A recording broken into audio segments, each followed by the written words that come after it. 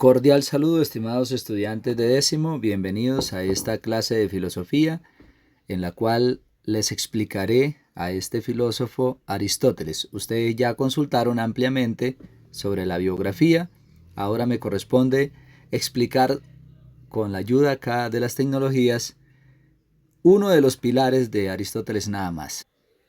Estamos hablando nada más y nada menos que el más grande de los pensadores antiguos, de los grandes clásicos que veremos también a continuación. En su orden cronológico, encontramos primero a Sócrates, que ya lo vimos ampliamente, cómo fue su vida, cómo fue su obra, cómo era su pensamiento, cómo fue su juicio y su muerte, al que llamamos el Cristo griego. También hablamos de Platón, este gran filósofo, quien concibió la teoría de las ideas, con este mito que presentamos, el mito de la caverna. Y les presentamos a continuación a Aristóteles. Ustedes ya también vieron las generalidades de este pensador. Sócrates fue el maestro de Platón. Platón fue el maestro de Aristóteles y Aristóteles fue el maestro de Alejandro Magno, que lo presentamos acá a continuación. Este es Alejandro Magno, uno de los guerreros y de los emperadores más grandes del mundo. Cuentan que fue rey del mundo a sus 22 años. Este es el contexto de la filosofía griega.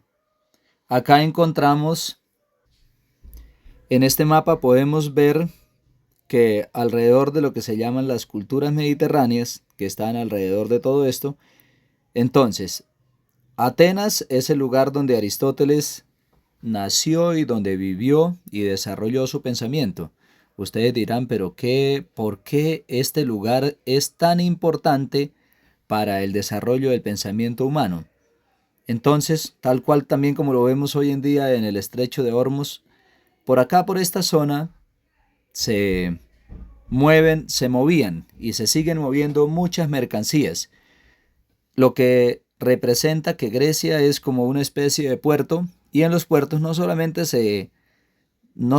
transitan mercancías, transitan también conocimientos, es un corredor donde se puede estar a la vanguardia de los últimos avances tecnológicos. Por lo tanto, entonces digamos que Grecia es la cuna de la filosofía. La filosofía es el pensamiento y es un corredor donde van y vienen distintas cuestiones comerciales. Otro aspecto que quiero resaltar es que Aristóteles, por haber sido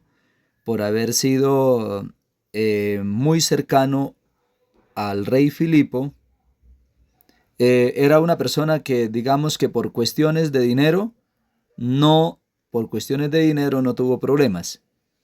Tenía la abundancia de dinero. Era el educador privado del hijo del rey, de Alejandro Magno, y tuvo a la mano muchos recursos para disponer, para poder desarrollar su pensamiento. Aristóteles no tuvo problema de que tengo que trabajar para poder desarrollar mi pensamiento, no. Su trabajo era pensar, su trabajo era hacer filosofía, su trabajo era hacer ciencia. Fue un afortunado. Bacano que nosotros también tuviéramos esa oportunidad, ¿cierto? Entonces acá encontramos que dentro de la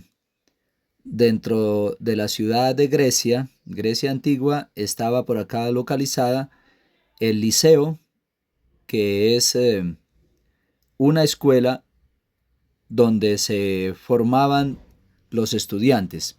A ellos les llamaban los peripatéticos, porque los estudiantes caminaban mientras aprendían.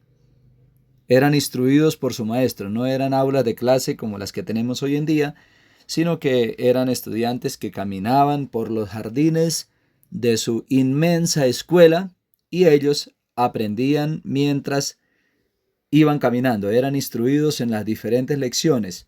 En esa época no habían materias como las tenemos hoy. En esa época se enseñaba, por ejemplo, retórica, se enseñaba lógica, se enseñaba filosofía, que era la ciencia inicial, y los estudiantes eran instruidos por sus maestros Aristóteles, fundador de esta escuela, que hoy inclusive hay bastantes escuelas que llevan ese nombre de liceo, entonces eran instruidos. Pregunta, ¿cuál era la escuela de Platón? ¿Cuál era el nombre de la escuela de Platón? Ahora bien, Aristóteles tuvo suficiente tiempo para tratar distintas temáticas, grandes temáticas. Para esto voy a hacer una comparación como con las bases de un edificio. Disculpe que estaban preguntando por allí por unas llaves y hice una pausa acá.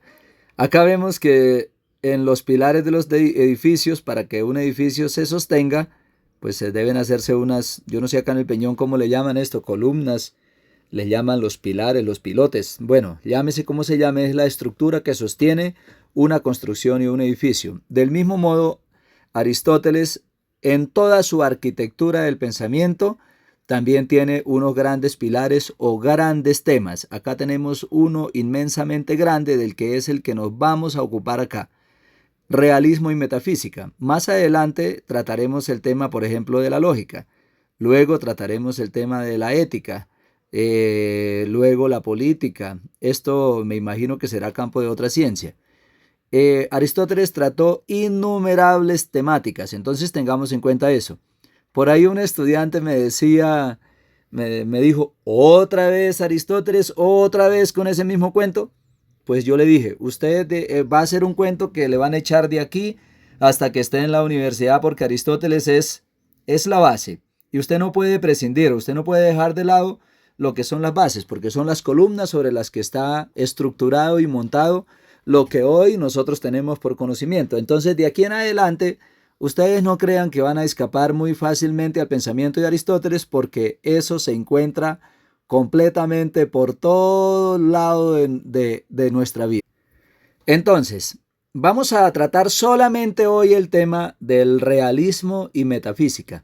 O sea, realismo significa cómo es o cómo se entiende este mundo, esta realidad en la que existimos. Aristóteles lo explica muy bien. Metafísica, lo que está más allá de nuestra apariencia. ¿Listo? Entonces lo vamos a hacer a través de la explicación con el siguiente videíto. La metafísica o filosofía primera.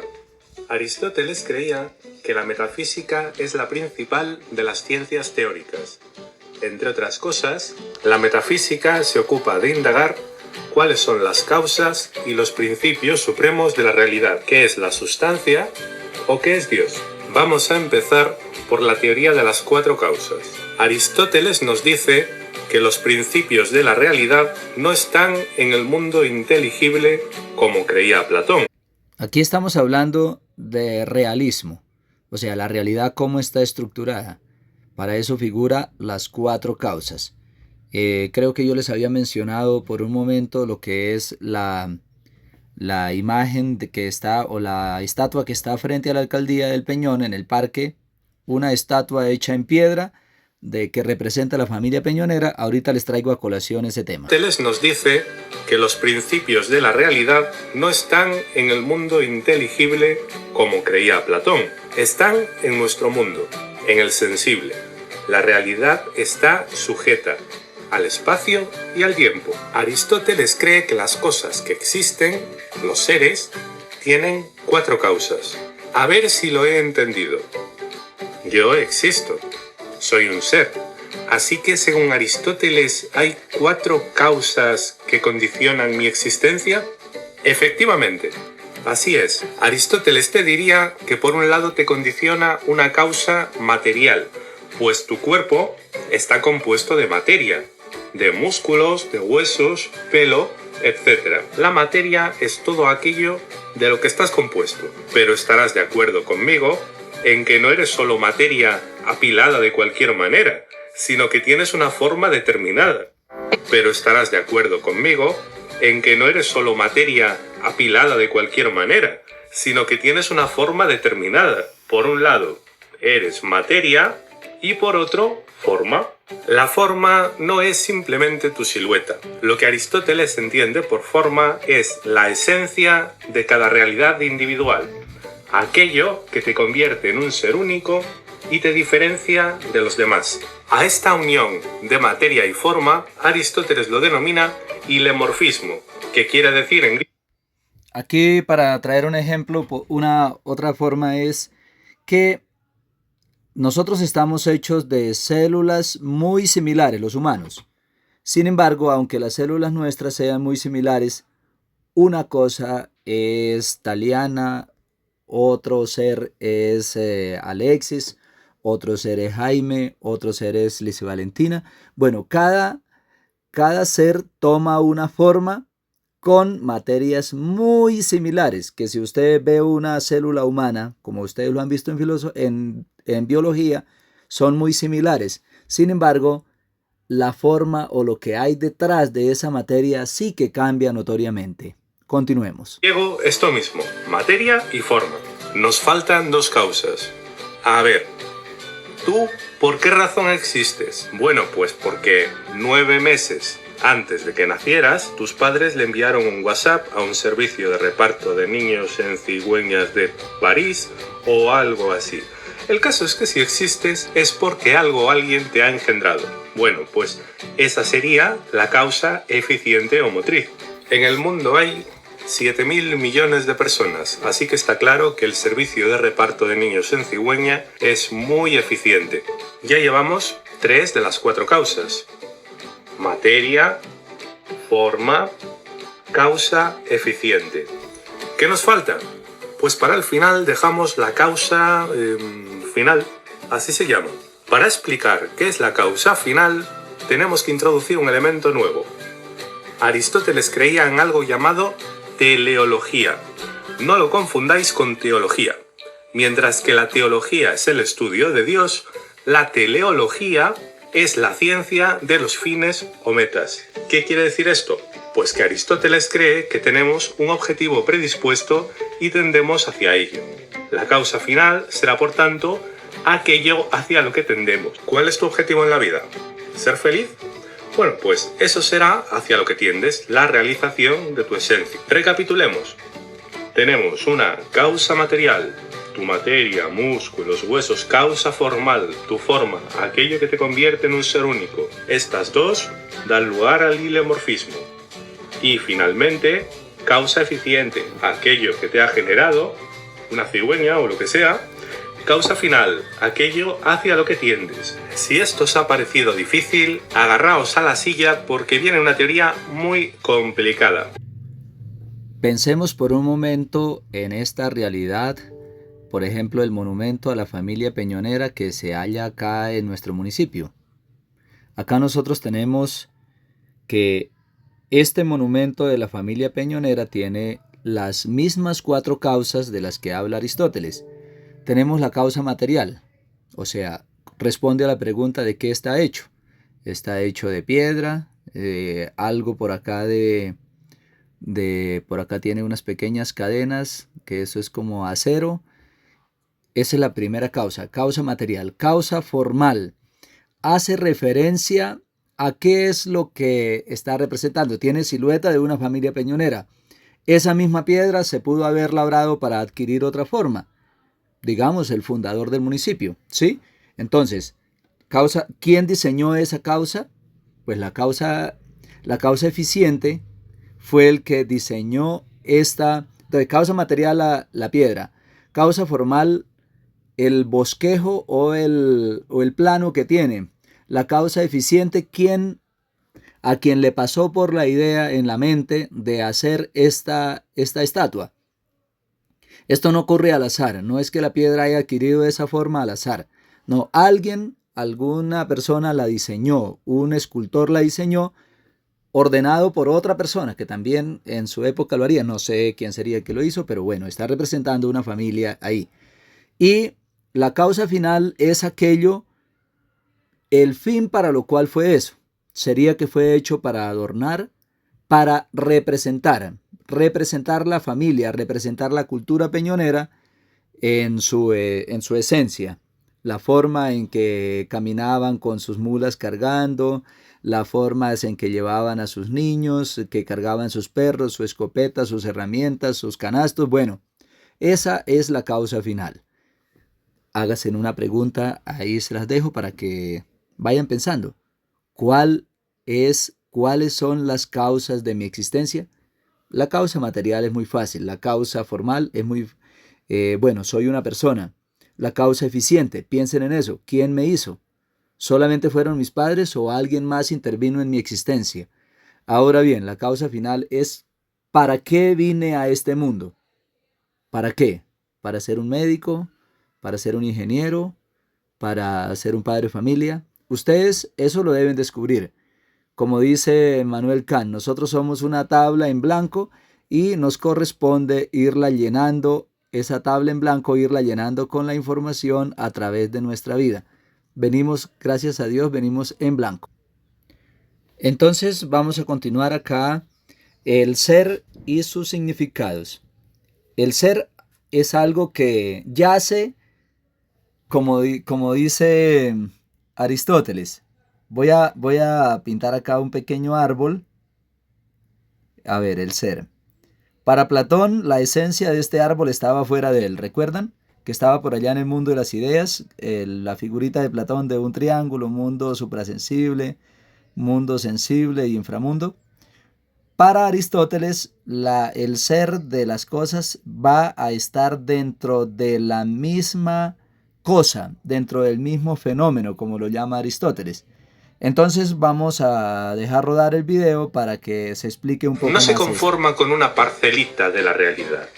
Es el Chuck Norris de la filosofía y quiere estudiar el ser entero. ¿Por qué conformarse con una parcela si puedes estudiar las causas primeras del ser en cuanto ser?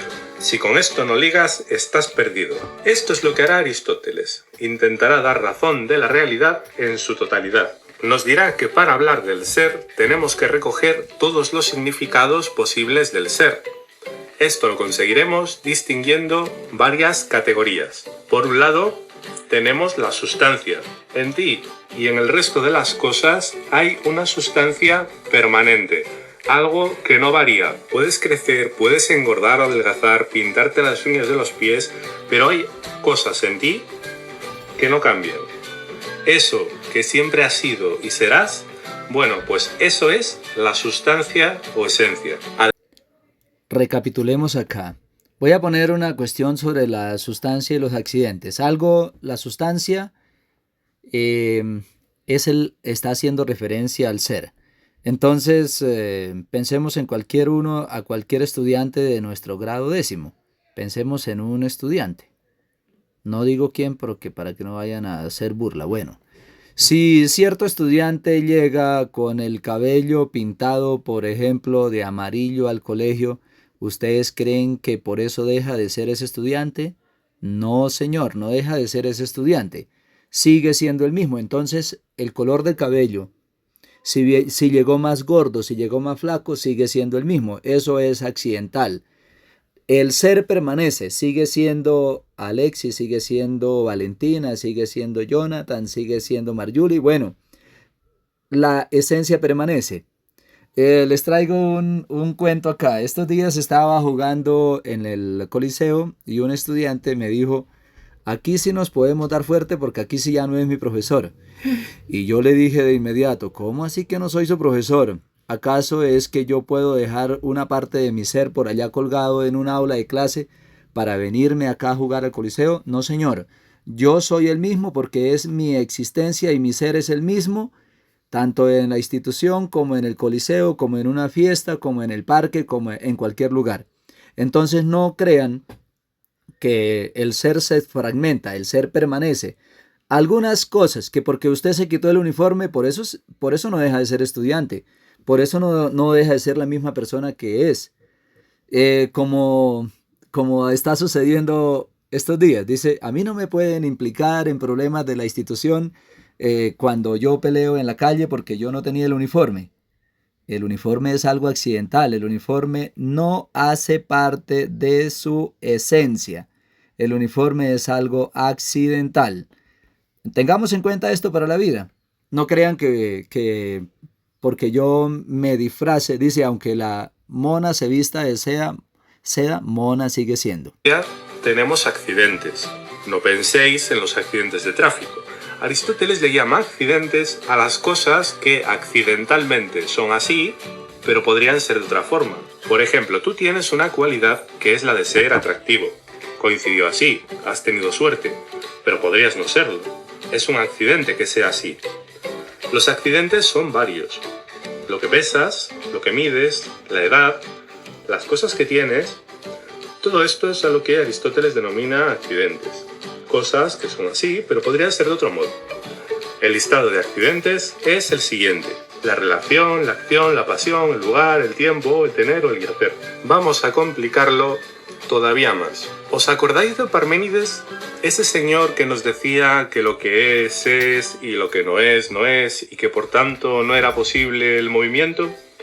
Si no lo recordáis, volved a ver el vídeo de los presocráticos y luego volvéis. Bueno, pues Aristóteles logrará superar la posición de Parménides diciendo algo muy inteligente. Las cosas pueden ser en potencia o en acto. ¿Qué quiere decir esto? El acto es lo que eres actualmente. Imaginemos que eres un tipo muy duro como Chuck Norris o como Aristóteles. En acto, eres un tipo muy duro. Actualmente, eres un tipo muy duro.